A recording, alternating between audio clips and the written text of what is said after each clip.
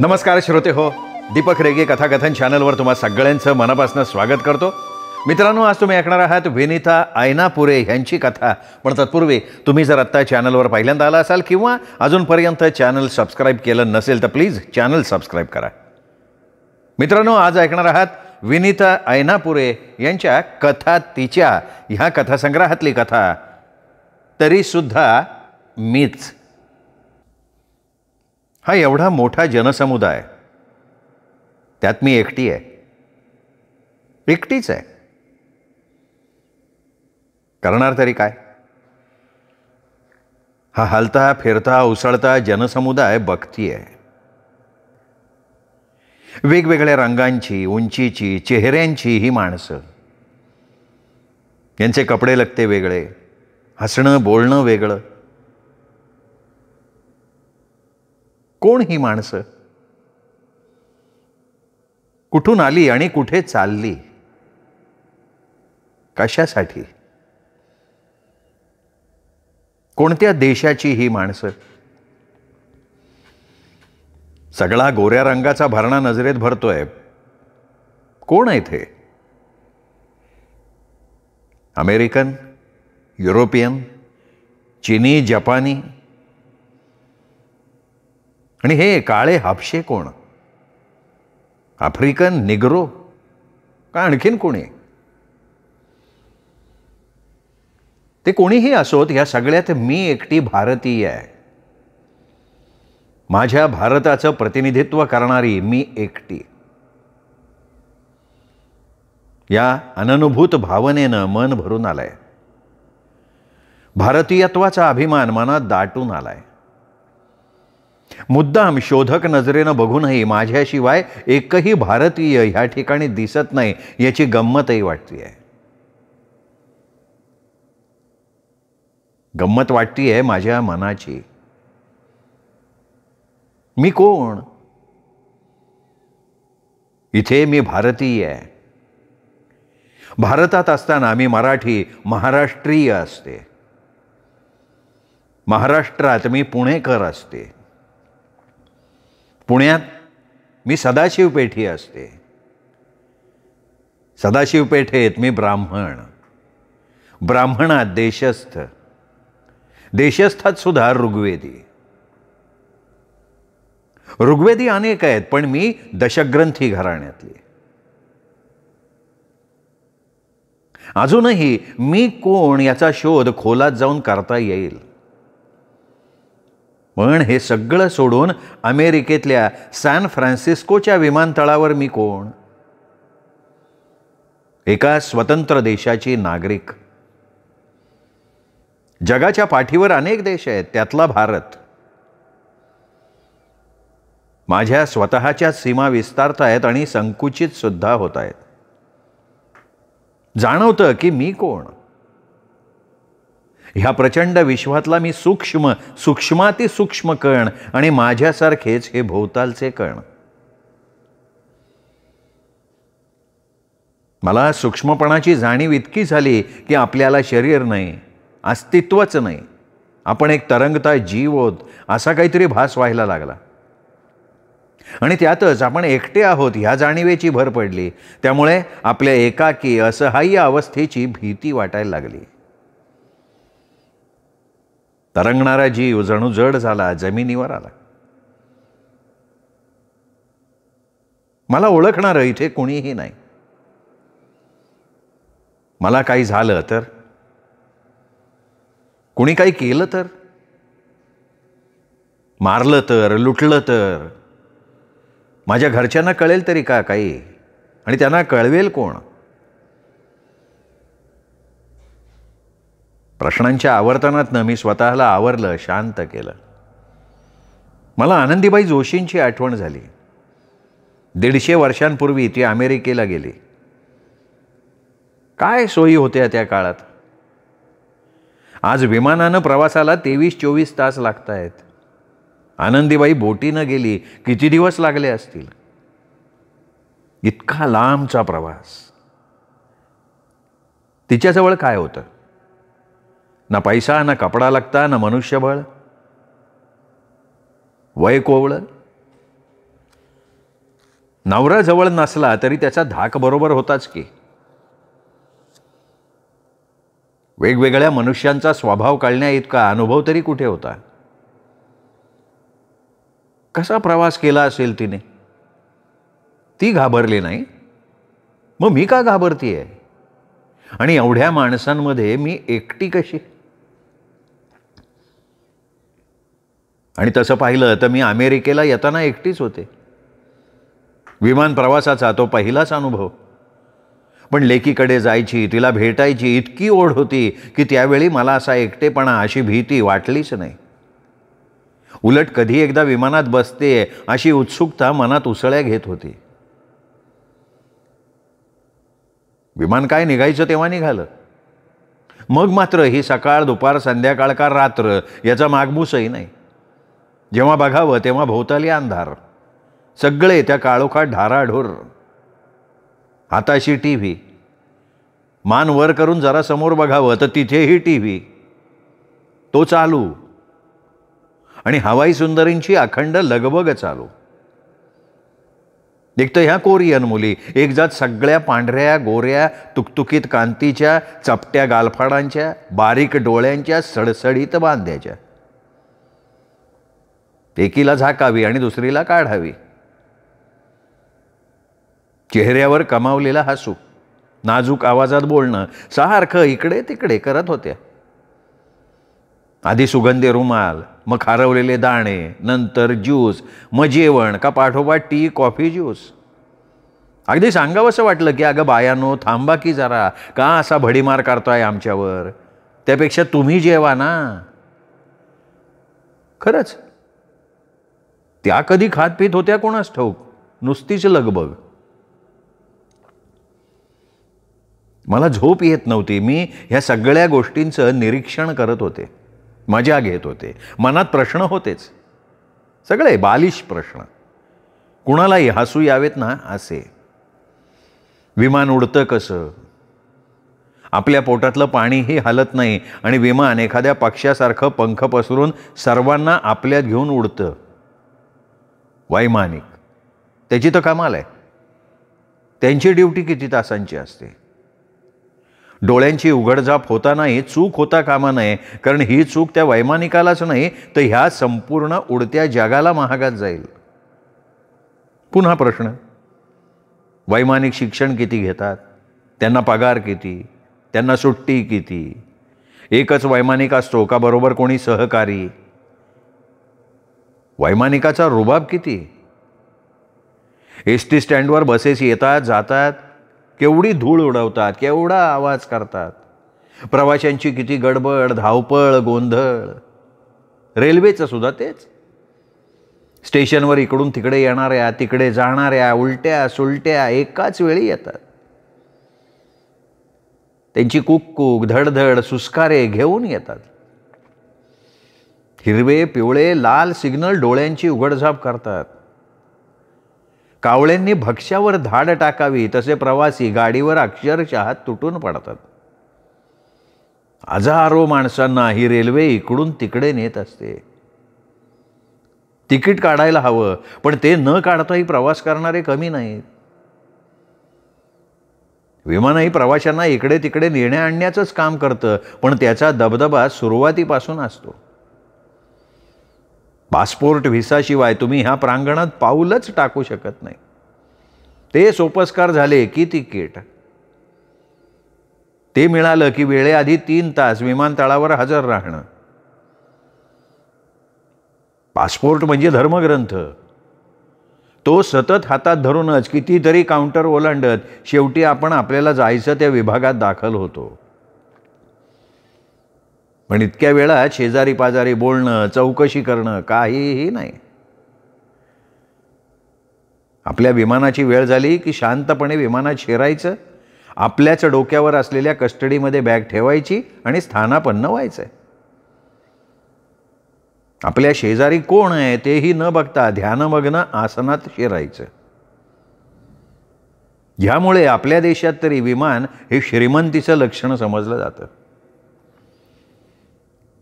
4 महिने मी सॅन फ्रान्सिस्कोला मुलीकडे राहिले आणि आज मुंबईला परततीये. एकीकडे तिथली भौतिक समृद्धी बघून चकित होत होते आणि दुसरीकडे सोनेरी पिंजऱ्यात कोंडलेल्या मैनेशी स्वतःची तुलना करत होते. बघता बघता 4 महिने भुरकन उडाले. माझी निघायची वेळ झाली. चित्रा आणि अजय मला सोडायला विमानतळावर आले. मी एकटी नीट जाईन का नाही, मला तिथे काही अडचण तर येणार नाही ना, ह्या विचारानं ते मी दिसू शकेन इतपत अंतरावर बाहेर बराच वेळ थांबले. पण मी एकदा आत गेल्यावर त्यांनी बाहेर थांबून उपयोग काय. आता आम्हाला बोलताही येत नव्हतं आणि बोलायचं तरी काय राहिलं होतं. गेले 4 महिने क्षणभरही उसंत न घेता आम्ही बोलतच होतो. आता काय बोलणार. 3-3दा हात हलवत दोघं थोडेसे रेंगाळले आणि निघून गेले. मीही ते दिसेनासे होईपर्यंत उभीच होते. आता गेले 3 तास मी इथे विमानतळावर बसून आहे.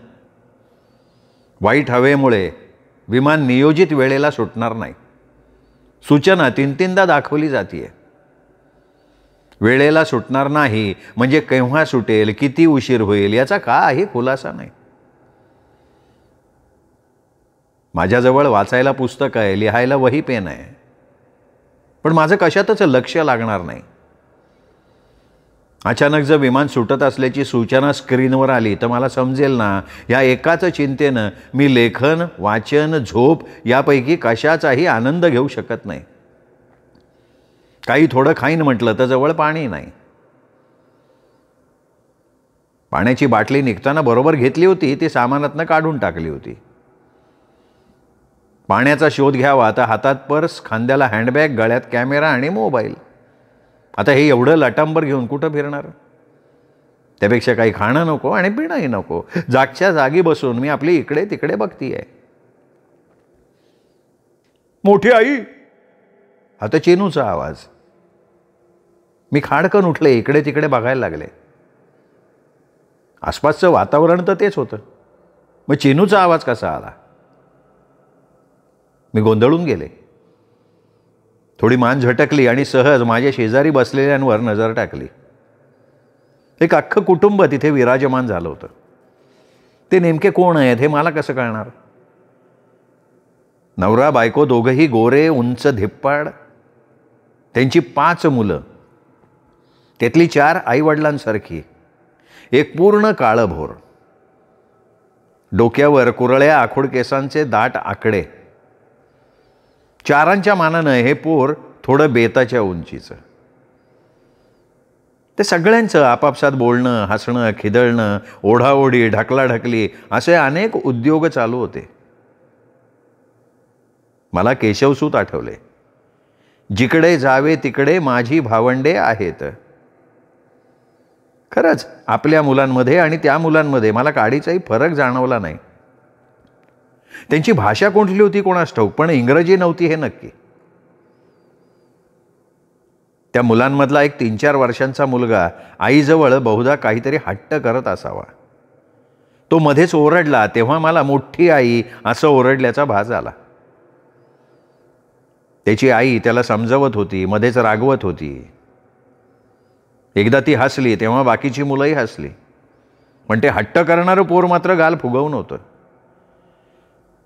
तिच्या शेजारी तिचा नवरा बहुतेक म्हणजे बसला होता.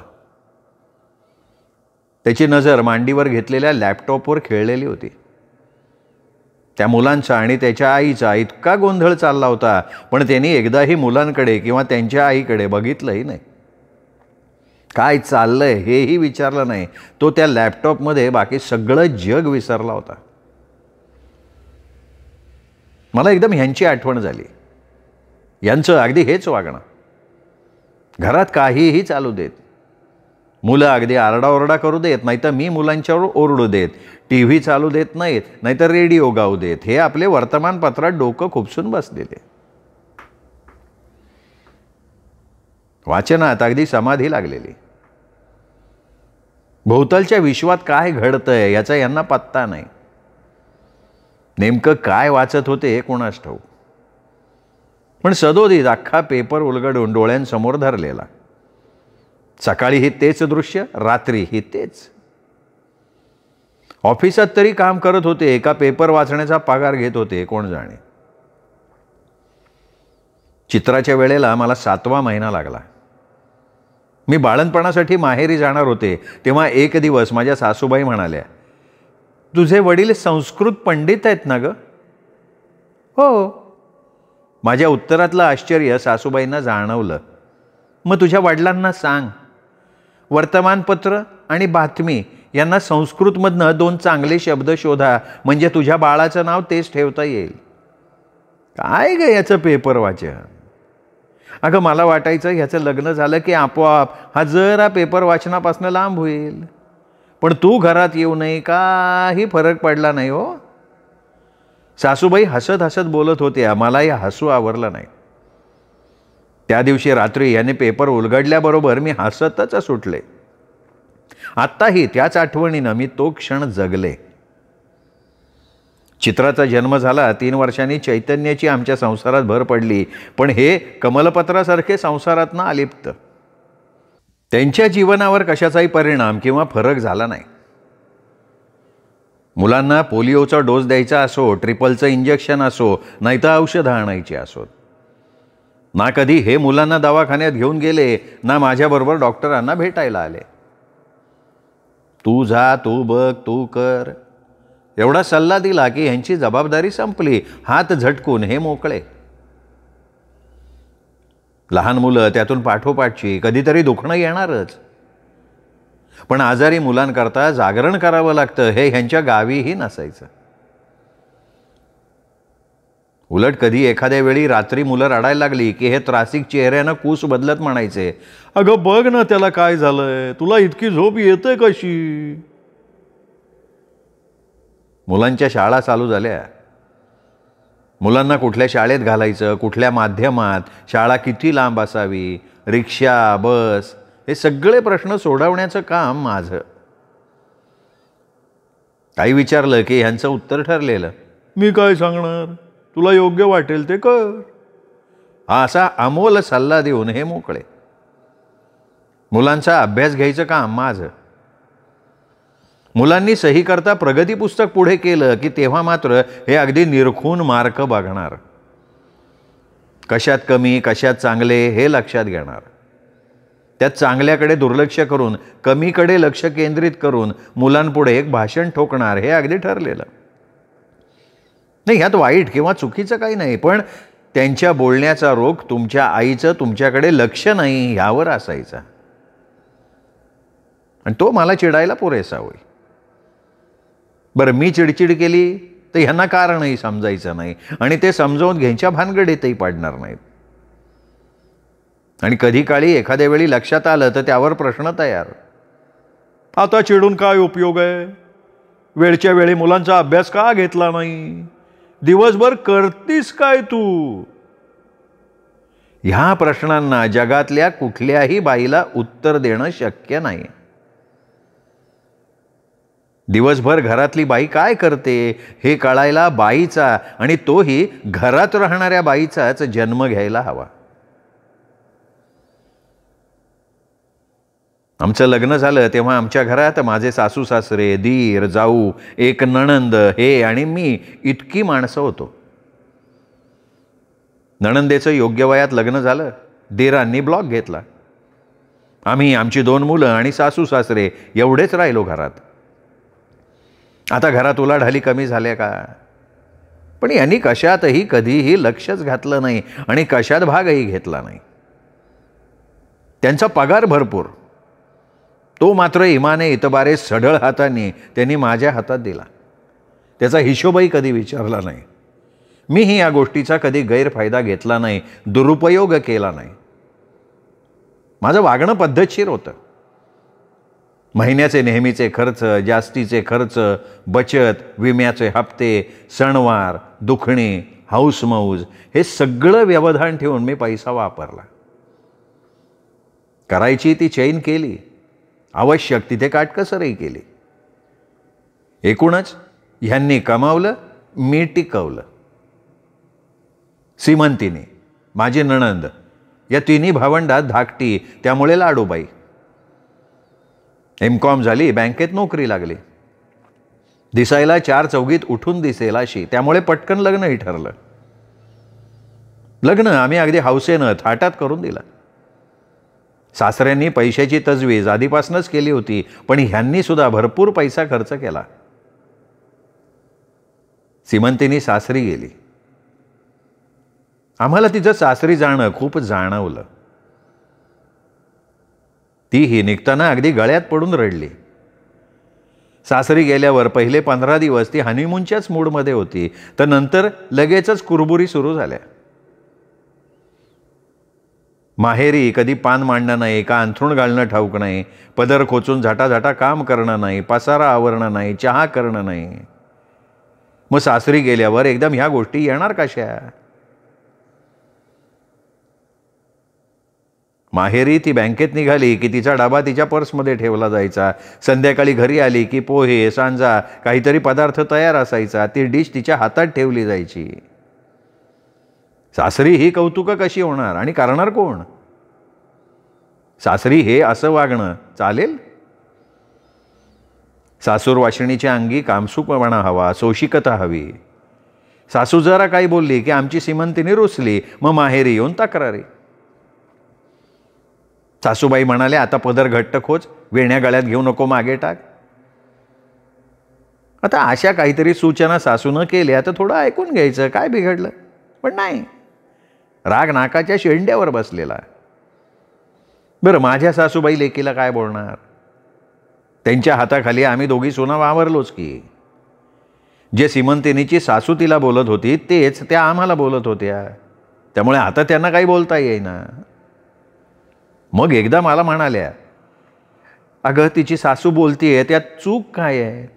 मी सुद्धा नव्हते का तुम्हा दोघींना अशी बोलत? मोठं माणूस बोलणारच ना. घरातले रीतिरिवाज नव्या मुलीला कळायला नकोत? 4 दिवस सहन करावं मुलीच्या जातीनं. मी म्हणाले सासूबाईंना की एकदा तुम्ही समजावा. तर म्हणाल्या, नको ग बाई, मी हे बोलले की सीमाला येईल राग. आई बोलत नाही ना तोपर्यंत ती चांगली वाटते, ती बोलली की तिची किंमत शून्य. पण तू असं कर, तू समजव की ग तिला. मग माझी समुपदेशकाची भूमिका झाली. सीमंतिनीची तक्रार आणि माझं समजावून सांगणं, हा कार्यक्रम वरचेवर सुरू झाला. एवढं तेवढं झालं तरी ती लगेच सांगायला यायची. कधी एकटी तर कधी नवरा बरोबर असायचा. तिचा नवरा बिचारा हसायचा. बाकी आईच्या बाजूनं नाही आणि बायकोच्या बाजूने नाही, तो बोलायचाच नाही. एकदा अशीच वैतागून आली. काही बाई सांगितलं आणि रडायला लागली. रडत होती, बोलत होती, बोलत होती, रडत होती. नेमके हे कुठून तरी बाहेरनं आले. लाडकी धाकटी बहीण आणि तिच्या डोळ्यात पाणी. बरं, समोर मी, म्हणजे माझं आणि तिचंच काहीतरी झालेलं असलं पाहिजे. लगेच मला म्हणाले, तू सीमाला काही बोलली का? हां, का रडतीये मग ती? हे बघ, हे असलं मला आवडणार नाही, हा सांगून ठेवतो. अहो पण काही सांगू नको. आपल्या घरी आल्यावर तिच्या डोळ्यात पाणी आलं याचा अर्थ काय? अरे दादा, सीमाने डोळे पुसले आणि हसत हसत म्हणाली, दादा तुला काही ठाऊक नाही तर वहिनीला उगाचच बोलू नको रे. अरे अच्छा, अगं मी तुझी बाजू घेतोय तर तू तिच्या बाजूनं बोलतीयस? कमाल आहे. तुम्हा दोघींपुढे हात जोडायला पाहिजे. सीमाला सासरे रोडायला माझी थोडीफार मदत झाली. तिच्या तक्रारी, रडणं हे सुद्धा कमी झालं. माझ्या सासूबाई आणि सासरे त्यामुळे माझ्या बाबतीत समाधानी होते. पण हे मात्र, तू माझ्या बहिणीशी अशी वागू नको आणि तशी वागू नको, असं अधूनमधून बोलून आपलं बहिणीवरचं प्रेम व्यक्त करत होते. काही दिवसांनंतर सीमंतिनी आपल्या सासरच्या घरात छान मिसळून गेली. तक्रारी कमी झाल्या. तिच्या आणि माझ्या सासूबाई म्हणजेच विहिणी मैत्रिणी झाल्या. दोघींचं मन मोकळं वागणं, गप्पा गोष्टी सुरू झाल्या. सासरेही त्यात सामील व्हायला लागले. मतभेद, वादावादी यांना आता स्थान उरलं नाही. भाऊजींनी वेगळं बिऱ्हाड केलं होतं, पण ते कुठल्याही कडवट कारणाने केलेलं नव्हतं. भाऊजींना नोकरीच्या दृष्टीनं ती जागा सोयीची होती. चांगली प्रशस्त, हवेशीर होती. 4 खोल्या होत्या. किंमतही तशीच द्यावी लागली. त्याकरता भलं मोठं कर्ज काढावं लागलं आणि अचानक त्यांची कंपनी बंद पडली. महिन्याच्या महिन्याला हातात येणारा भरपूर पगार एकदम खंडित झाला. भाऊजी गडबडले आणि ते साहजिकही होतं. भरपूर पगारामुळे सैल हाताने खर्च करायची सवय ती कशी मोडणार? काटकसर कशा कशात करणार?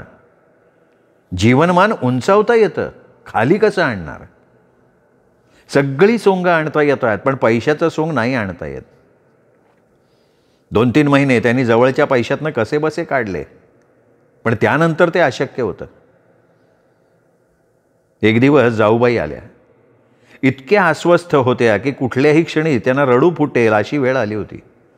मी म्हणाले त्यांना की अहो वहिनी किती घाबरताय, आम्ही आहोत ना तुमच्या पाठीशी. आहात ग तुम्ही, पण तुम्ही तरी आम्हाला किती दिवस पोसणार? मी नोकरी करत असते तर किती बरं झालं असतं ना. माझा पैसा किती उपयोगाला आला असता. हा ग शिक्षण असून सुद्धा घरी राहिले, चुकलं ग बाई माझं. वहिनी तुम्हाला नोकरी करायची आहे का? हो पण करायची आहे ना. मग आज आपण आमच्या राजाकडे जाऊ. राजा म्हणजे माझा धाकटा भाऊ. त्याचा स्वतःचा केवढा तरी व्यवसाय. मला खात्री होती या अवाढव्य व्यवसायात तो माझ्या शब्दाकरता वहिनींना निश्चित काहीतरी काम देईल. तसंच झालं. त्यांनी वहिनींना नोकरी दिली. त्यांच्या अपेक्षेपेक्षाही चांगला पगार दिला. वहिनी आनंदानं कामाला लागल्या. यथावकाश भाऊजींची कंपनी सुरू झाली. बंद काळाचा पगार मिळाला, वाढला. पण जाऊबाईंनी नोकरी सोडली नाही. त्यांची नोकरी अजूनही चालू आहे.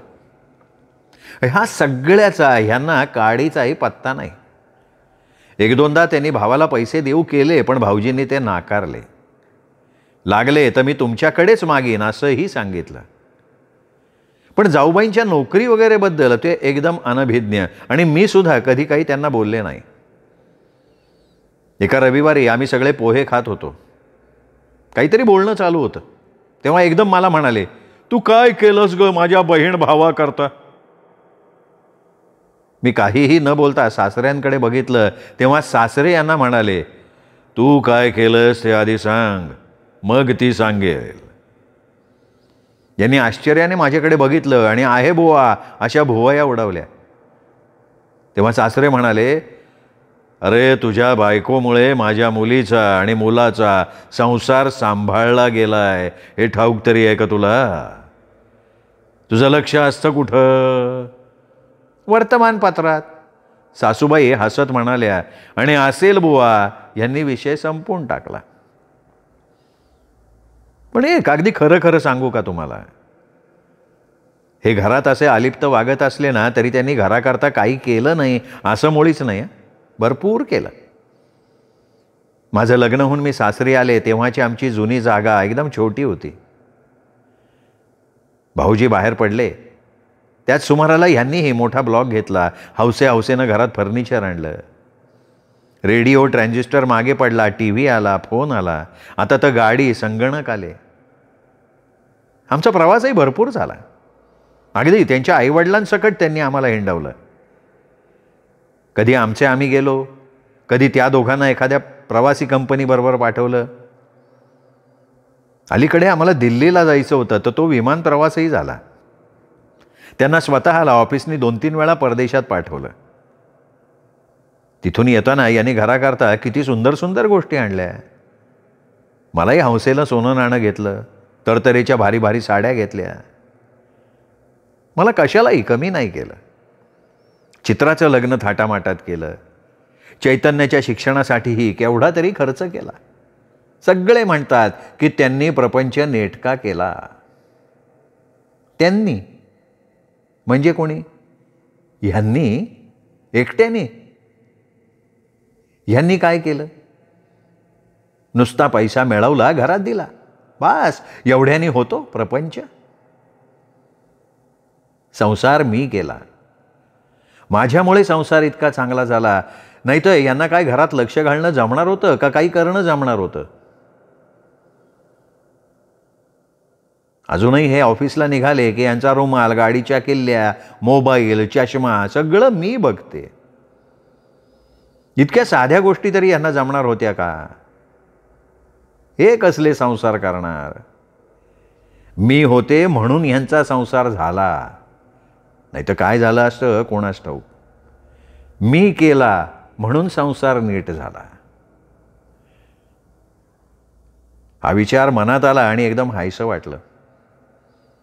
शेजारी पाहिलं, ती पोरं पेंगोळली होती. त्यांची आई एकेकाला नीट बसवत होती. मुलांचे वडील लॅपटॉपवर नजर खेळवू नयेत. मनानं गेल्या 35 वर्षांचा प्रवास करून आले, देहानं मी अजून विमानतळावरच आहे, एवढ्या गर्दीत एकटी.